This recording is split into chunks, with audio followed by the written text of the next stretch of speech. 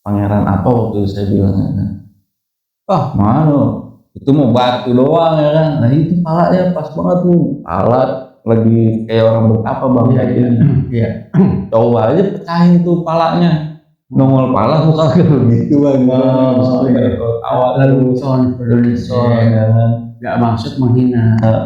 Terus habis itu kita antai ya kan.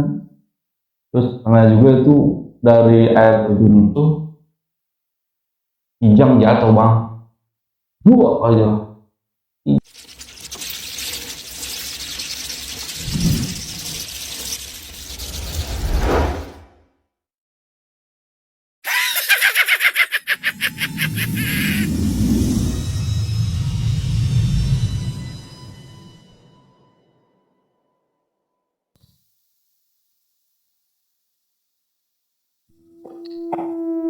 Assalamualaikum warahmatullahi wabarakatuh, brother. Waalaikumsalam.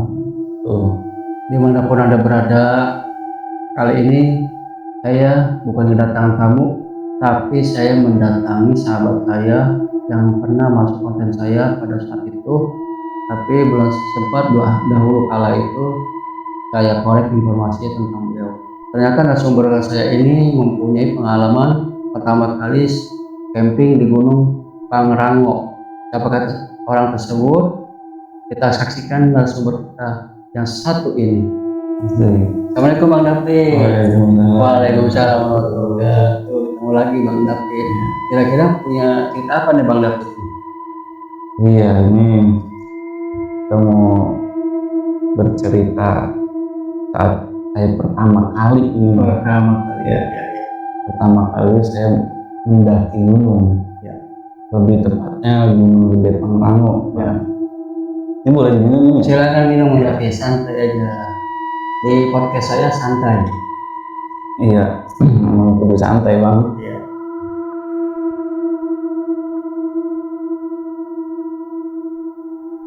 Kira-kira bisa diceritakan dari awal Bang David sebelum mendaki gunung, kira-kira persiapan apa nih yang abang harus lengkapi sebelum naik ke puncak gunung? Oke, jadi perkenalkan nama gue David Murai di Jakarta Selatan, ya kan. Nah, pengalaman pertama kali gue naik gunung tuh waktu SMP kelas 3. Nah, kebetulan tuh bang waktu itu saya baru selesai banget ujian nasional bang. UN. Kalau dulu bilangnya UN. Iya UN, ujian nasional. Saat itu kenapa ada tertarik buat naik gunung? Jadi tahun itu tuh gue punya abang-abangan, abang kandung, terus abang-abangan saat nongkrong di kampung kan. Iya. Itu pada naik gunung bang. Kita cuma ngeliatin mereka berangkat naik gunung, terus pulang naik gunung. Iya. Terus pas lagi ngumpul dia abang-abang kita pada cerita. Iya. Lah kita ngapain? Iya. Jadi penonton. Iya. Iya. Ini kagak, kagak. Nah, tingkat cerita, gue tuh bertiga buat memutuskan naik gunung. Iya. Setelah UN bang. Maaf dipotong ya. Ente bilang kelas 3 setelah UN bertiga. Nah yang dua lagi tuh seusia atau bagaimana? Seusia bang, ini seusia. Teman sekolah bang. Oh teman sekolah. Iya, teman sekolah, teman di rumah gitu bang.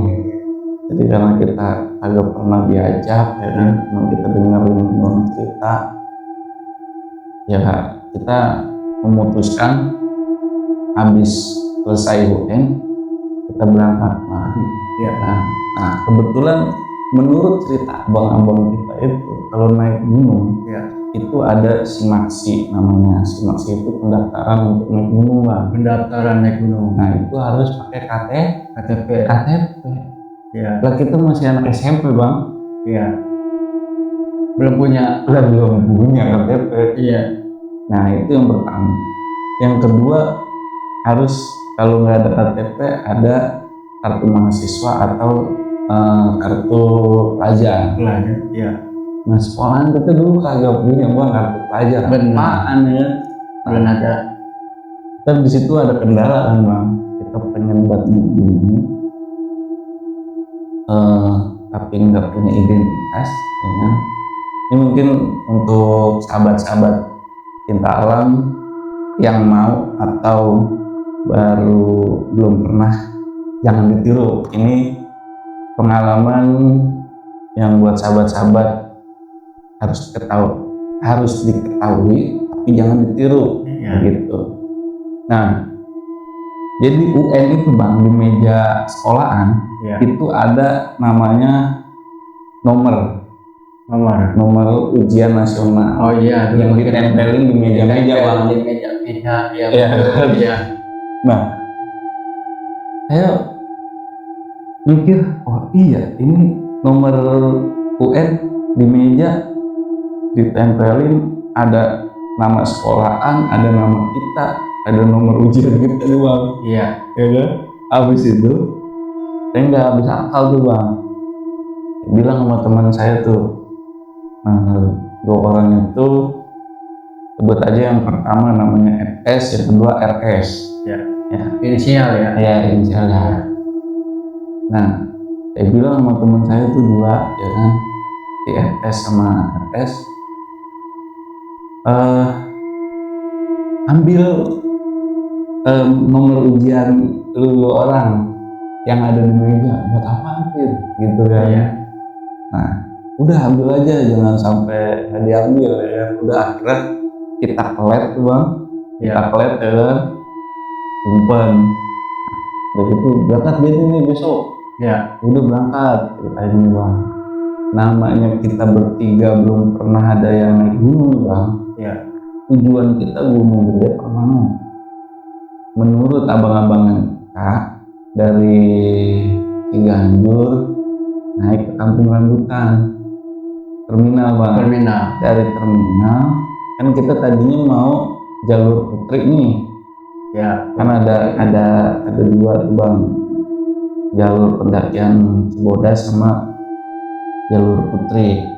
Nah kita waktu itu ngomong pengennya jalur Putri. Akhirnya kita pas lagi di terminal Kampung Rambutan, ya, kamu mau naiknya kan ditanya mau kemana dek? Ya. Mau naik gunung, mana Gunung Putri? Tuh. Nah alhasil kita ditaikin tuh ke mobil bis nih, naik ini aja gitu. Jadi kita naik dengan polosnya anak SMP waktu itu bang, naik dengan bobo keril. Setelah itu pas kita nanya udah perjalanan, kita nanya, tau-taunya Gunung Putri bang kita diturunin. Salah gunung, udah mana hujan gede. Nah, pas banget di Polsek Gunung Putri. Ada masih Cibinong. Iya, udah gitu. Sentul. Kita diturunin Polsek. Kagak nyambung. Astagfirullahaladzim, ya kan? Itu di depan Polsek kita diturunin bang. Katanya ini Gunung Putri itu belakang kantor polisi itu Gunung Putri, namanya begitu. Ya kita nurut aja ya kan, turun dengan hujan gede, angin. Tengahnya sama warung tuh, Bu, jalur pendakian Gunung Gede Putri lewat sini. Wah, Gunung Gede. Gunung Gede mas kalau di puncak katanya. Salah alamat. Emang ada mana sih mau naik Gunung Gede bu? Wah ini mah Gunung Putri katanya. Gunung Putri itu kalau yang setahu saya banyak yang pada naik gunung, cuma panjat tebing katanya. Oh panjat tebing? Iya. Hiking. Iya panjat tebing bang. Iya. Pakai tali dulu. Waduh, kita salah nih. Udah. Akhirnya kita ke Polsek, Pak. Saya mau ke Gunung Gede, ya kan. Wah, terus kenapa sampai di sini ya kan? Ditaikin sama kenek bis, ya kan? Terus diturunin di sini. Iya. Ya udah.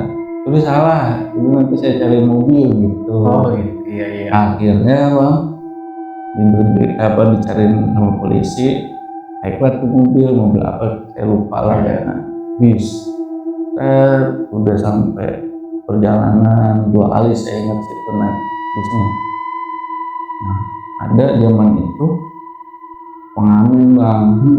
Ya kan, kalau sekarang kan pengamen udah sedikit steril ya. Kalau sekarang, kalau zaman dulu bang, itu pengamen yang masih mabuk, yang malak. Saya masih SMP dulu kan, ceritanya di palak nih bang pengamen. Ya kan? Nah, kebetulan ada TNI di situ. Dia lagi merhatiin saya bertiga. Akhirnya ditolongin sama TNI bang. Kalau dulu bahasanya ABRI. Iya, sama ABRI itu. ABRI.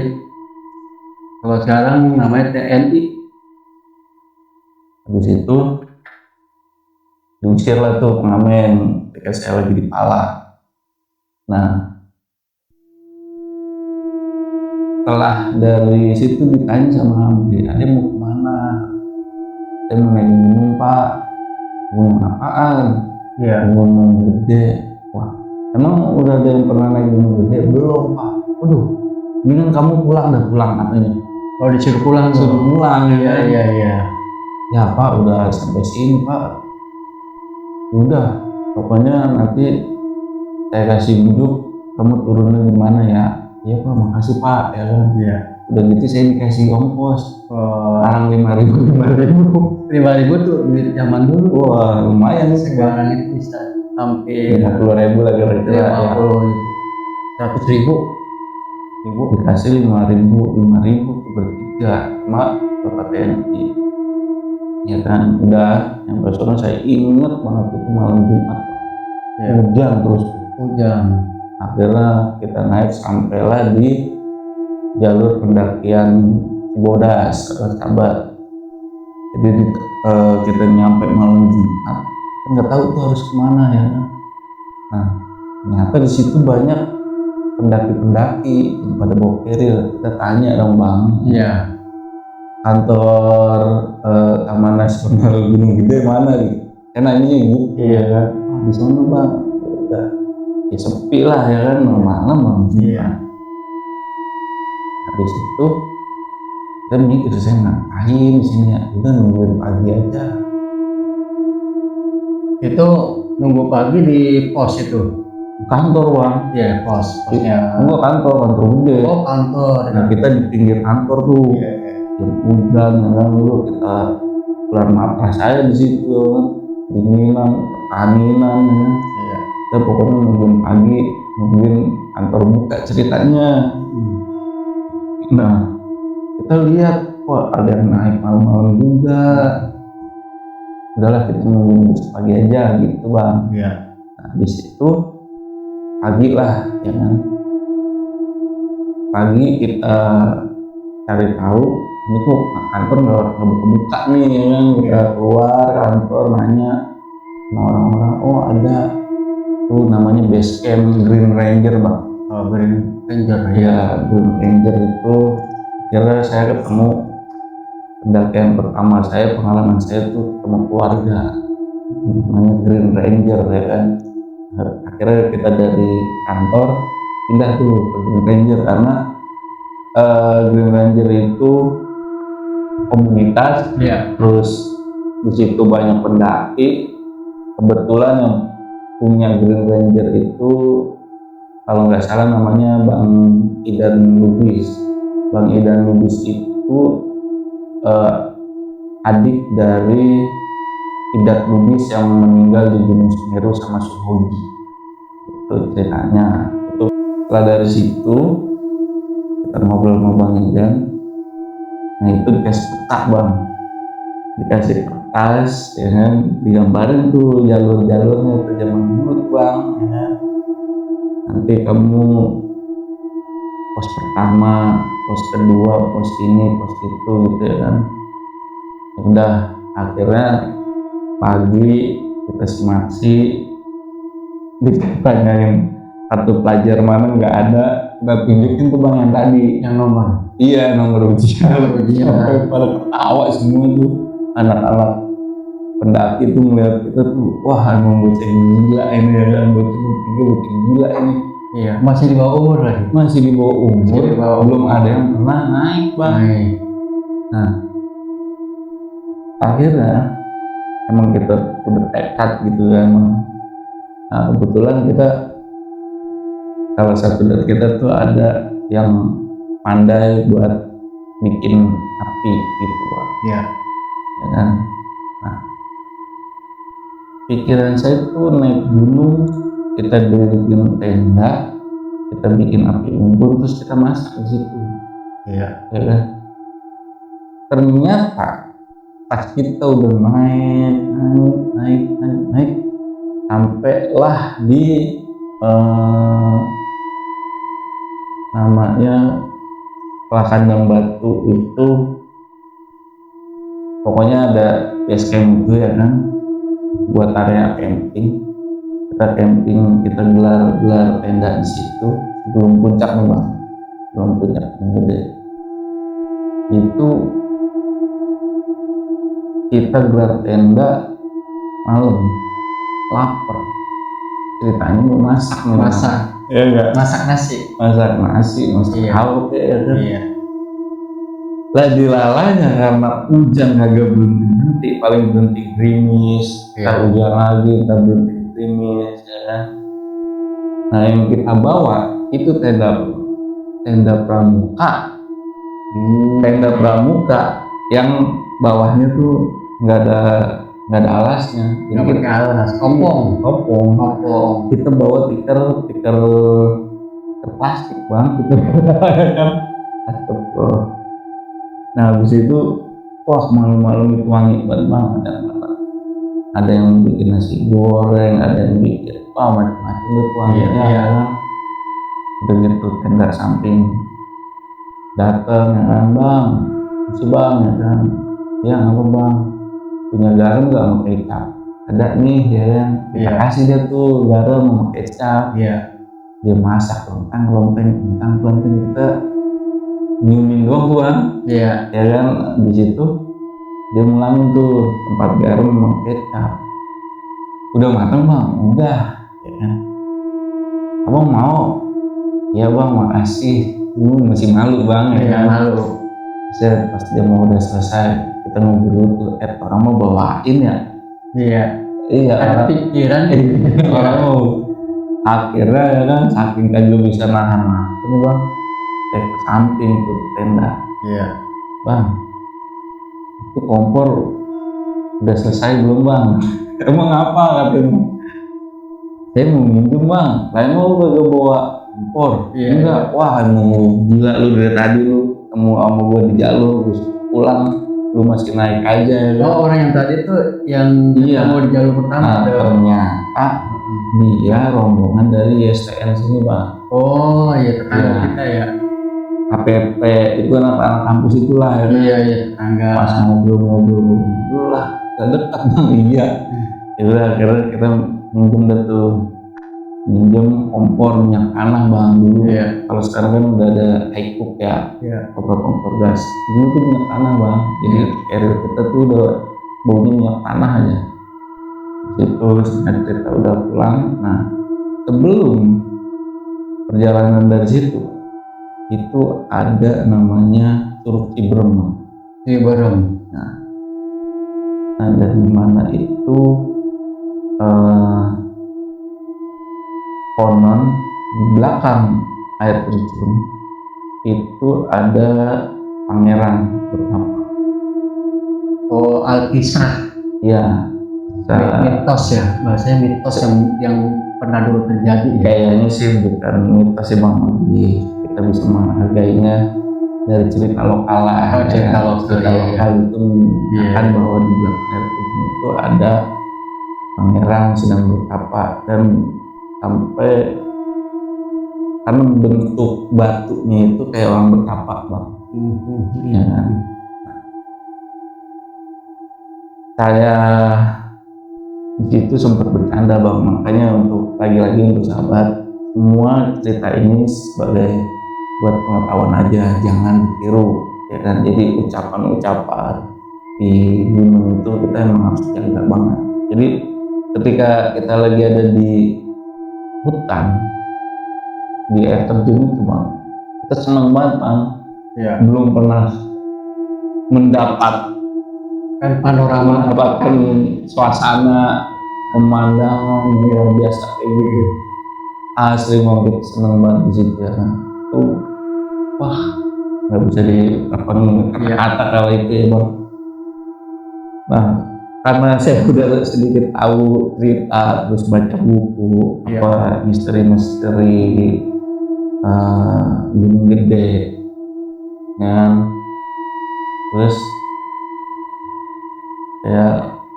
teman saya tuh bilang ya kan, saya bilang pangeran apa waktu itu saya bilang ya kan, mana itu mau batu doang ya kan. Nah itu palanya pas banget tuh, pala lagi kayak orang betapa bang.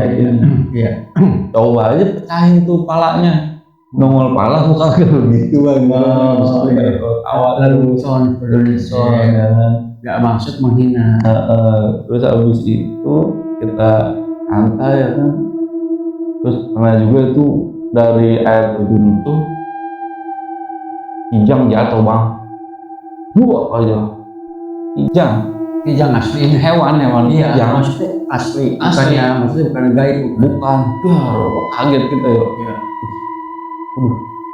Udah cabut ya gak? Ya. Udah kita meneruskan pendakian. Nah selama kita mendaki, kita ketawa-tawa tidak tuh ya kan. Begitu itu ada kejadian aneh, burung gagak bang. Iya. Burung gagak ya kan? Pertama kita lihat tuh kan merinding banget ya. Pertama tuh dari atas pohon, kan pohonnya tinggi-tinggi. Iya. Dari atas pohon ada burung gagak. Jalan lagi, nah ini banyak amat burung gagak. Dari sono ada, sini ada lagi. Tuh makin lama bang, burung gagak ngedeket bang. Iya. Kita misalkan 5 meter ke depan ketemu lagi, sampai ini jalur pendakian bang, ada di sini nih. Iya. Ya kan, zaman dulu tuh kita pakai foto klise ya bang. Iya, foto klise Nih, trek diputar-putar. Iya, trek. Itu bang kita fotoin bang. Udah mana tadi kabur dia. Saya foto, ya kan, saya foto,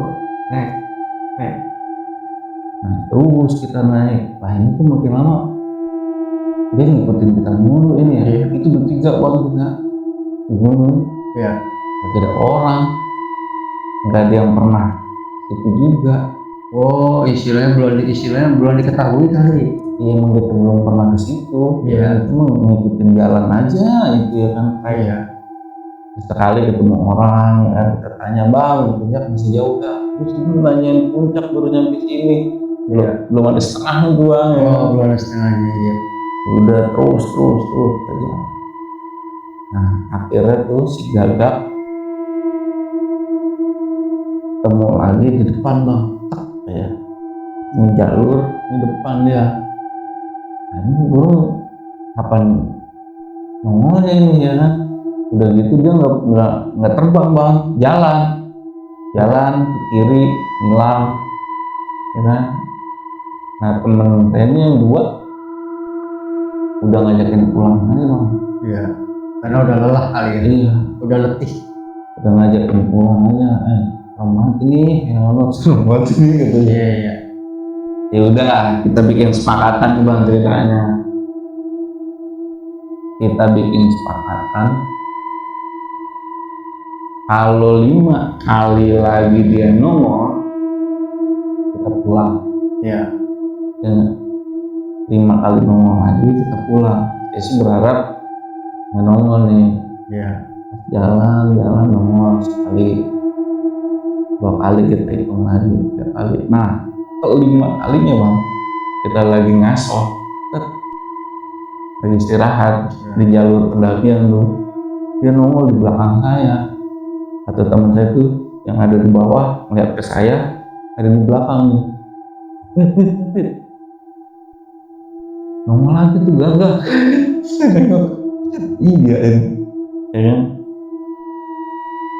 Habis itu yang anehnya lagi dia jalan bang, jadi ini pendakian, Iya. dia di atas, dia jalan turun ke bawah.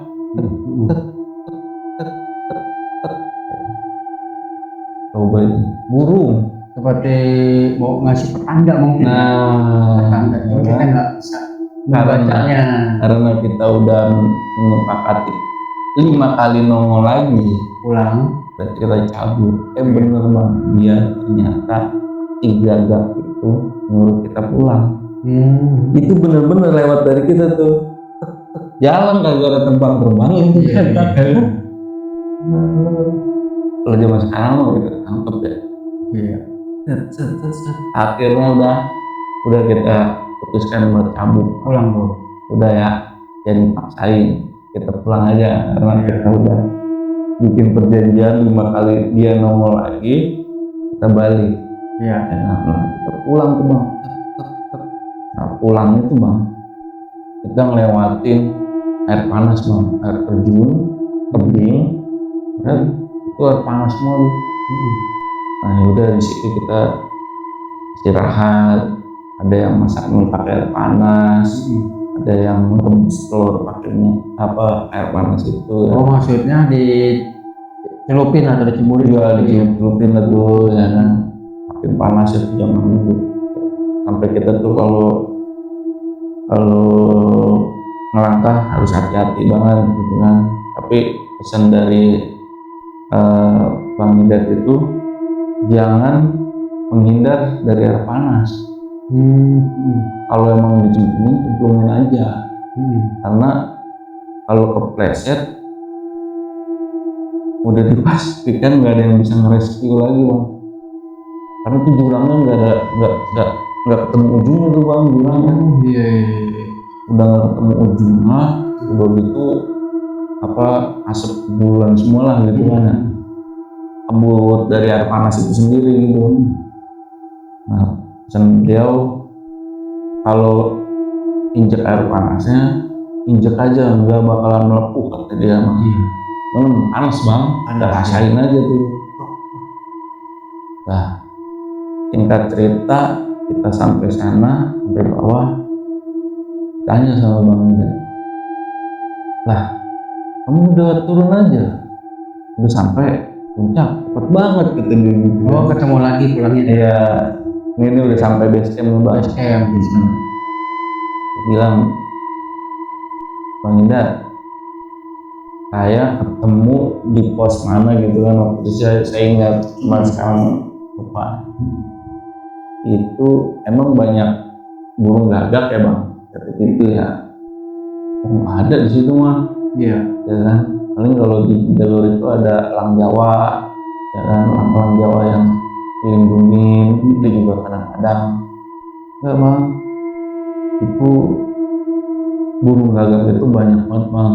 Jadi kan gitu. Berapa kali nongol hilang, sampai saya fotoin dia nggak kabur bang. Nah akhirnya kata Bang Hidat itu, udah keputusan lu tepat dah. Oh ya kan? Iya. Karena dia ngasih saroh, ngasih tanda, lu harus turun daripada lu nanti di puncak kenapa biar ini jadi pengalaman lu. Ya kan, meskipun nggak nyampe puncak tapi lu udah menunjukkan mental umur lu yang masih SMP, lu berani berangkat bertiga. Iya. Nggak ada yang bimbing gitu mah, tanpa bimbing. Alhamdulillah pendakian betul selamat sampai rumah, cuma nggak nyampe puncak. Itu aja sih bang ya. Iya. Itu pertama kali bang. Yes. Untuk itu pertama kali aja udah dikasih begituan ya. Iya. Wah luar biasa. Jadi begitu bang. Ya pengalaman saya yang udah beberapa kali. Ya. Kembali lagi pengalaman saya melihat konten-konten kreator teman-teman mengenai pendakian, ternyata kisah burung gagak itu bukan hanya dialami teman-teman semuanya yang pernah mendaki gunung. Ternyata Bang David Murai juga pernah mengalami, teman-teman. Ternyata itu beliau itu sebenarnya ingin menunjukkan sesuatu, cuman bahasanya beliau itu atau burung itu karena kita nggak ngerti atau nggak paham. Saya mau tanya masalah yang ada apa namanya kijang ya. Nah, iya tuh. Ya, kijang jatuh. Nah, pas jatuh ke bawah itu banyak batu atau air aja bang? Air bang, Air. air. Jadi niat terjun, bawahnya kan air semua tuh. Iya. Ya, walaupun punya dari batu. Tapi mati nggak tuh? Mati bang, Mati ya. nggak mungkin itu. Kalau air terjunnya tinggi ya. Oh iya iya. Itu pun kita lagi ngeliatin air terjun itu, tiba-tiba suaranya kenceng banget. Wah, Iya. itu suara kenceng banget bang. Emang suara air terjun itu kan kenceng nggak? Bor, itu sampai apa ya? Ada yang beda gitu. Wah, Iya. terus kita maranin ya kan, kita naik maranin, kita lihat kijang mati ya kan. Iya. Lalu ketika selesai dari gunung pulang ke rumah, apakah ada masih terbawa suatu pengalaman yang kemarin Nah, lakukan? ternyata teman-teman, selain kita lisan ya kan, nah teman saya tuh di RS ternyata dia bawa minuman keras bang. Oh iya iya. Iya, dia bawa minuman ditaruh di botol. Nah, pas pengetahuan saya bang, saat dia lagi di air terjun dia minum, pas lagi di perjalanan dia minum ya kan. Saya gak tahu bang. Iya iya. Tahu-tahu itu pas lagi di jalan pulang di bis tuh udah mau nyampe. Buset, itulah yang mungkin bagi saya gara-gara lu ya kan Yang menghambat bisa sampai punya. nah gitu, karena memang ada sahabat-sahabatnya kan. Kalau mungkin sebagian sahabat-sahabat yang udah terbiasa mungkin di gunung bawa minuman, alkohol gitu, lancar-lancar aja, ya mungkin beda dengan saya pribadi gitu bang. Iya. Ya memang pengalaman-pengalaman yang pernah saya dengar itu bukan hanya alkohol, tetapi juga kemungkinan kita datang ke suatu gunung di mana wilayah tersebut bukan hanya kita hidup sendiri, maksudnya hanya bangsa manusia aja, bukan hanya bangsa hewan aja, tetapi gunung itu kalau diceritakan dalam agama itu tempatnya atau sarangnya makhluk gaib. Tapi syukur alhamdulillah ini Bang David tidak terjadi apapun sampai detik ini ketika pulang dari gunung. Mudah-mudahan teman-teman bagi yang punya pengalaman seperti Bang David Murai ini yang pertama kali mendaki gunung bisa bercerita di kolom komentar dan kita bisa saling berbagi cerita, berbagi pengalaman. Oke, gitu aja teman-teman. Sampai jumpa kemudian hari kita bisa bertemu kembali. Wabillahi taufiq wal hidayah. Wassalamualaikum warahmatullahi wabarakatuh. Waalaikumsalam. Makasih Bang David. Ya, siap.